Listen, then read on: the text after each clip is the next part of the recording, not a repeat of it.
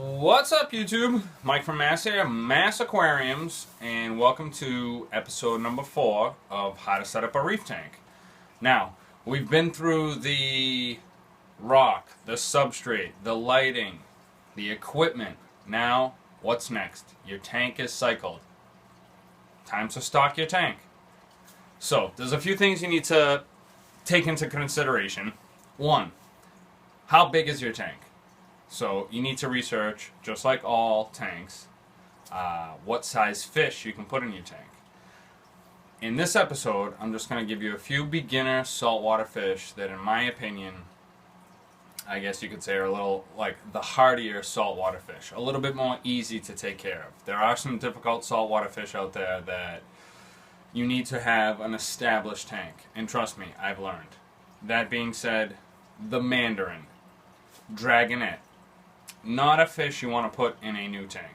It needs established tank. It needs a wide variety of established copepods in your tank for it to survive. Now, you can get a mandarin that eats frozen, or that, people say has eat lives brine, blah blah blah. But you know what? Just wait. Let's go with a couple clownfish, shall we?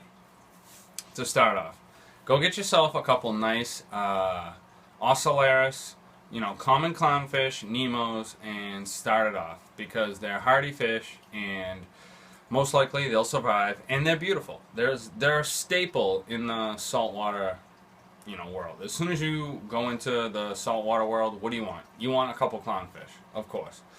Don't go and spend, $150, $200 on a pair of onyx clownfish or Picasso clownfish, and when you just start your tank. Take it slow, buy 2 common clownfish, and let them get used to your tank. Let yourself get used to taking care of the tank. Another fish is a firefish, a fire goby. Those are very hardy fish. They're very beautiful. A lot of people like them. I do. I have one in my tank. What else are some good fish? Any type of watchman goby, those are great fish to have. I'd stay away from damsels and wrasses if you can, because although they're okay fish to have, if you want them out of your tank, you're never going to be able to catch them. It's almost impossible. So once you start off your reef tank and it's cycled and you want to add some fish, got way ahead of myself here. Cleanup crew. You need a cleanup crew. You need snails. You need hermit crabs. You need some shrimp. You need crabs. All sorts of stuff. Do you need crabs? I hope you don't have crabs. I need crabs. I have crabs. In here. Not here. Here. Here. You. Me. Alright. You need a cleanup crew. In this 40-gallon breeder, I have a shiznit load of cleanup crew. You would be surprised the amount of cleanup crew you need. I have a serpent starfish. I have a fire shrimp, a skunk cleaner shrimp. I have 10 Nazareth snails. I have 2 turbo snails. I have at least 15 hermit crabs, blue-legged hermit crabs, scarlet hermit crabs. I have Astraea snails. I have Ceres snails.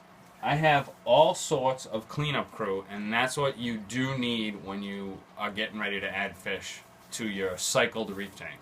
You have to have a cleanup crew. You need snails to clean your glass.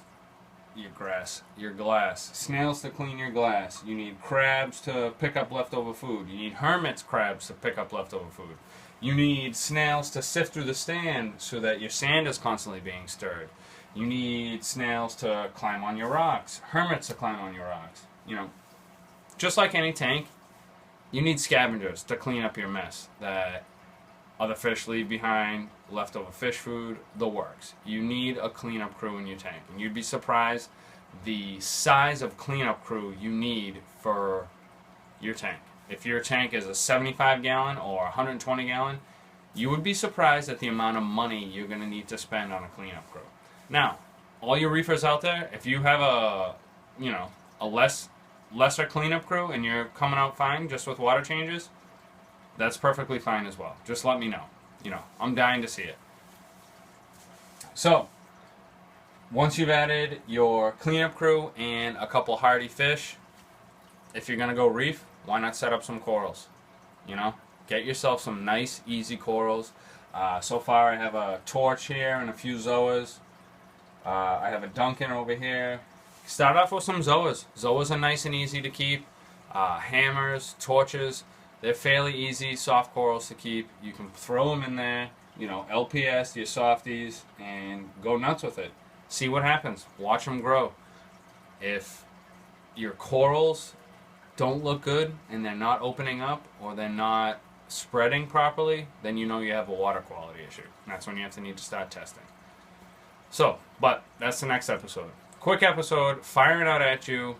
Episode 4, stocking your tank, get your cleanup crew, get a few hardy fish, take care of that for a month or so, and see what happens before you start going big, getting into some more difficult fish, getting into some more difficult corals, and we'll see what happens. Alright, YouTube, Mike from Mass. I'm out.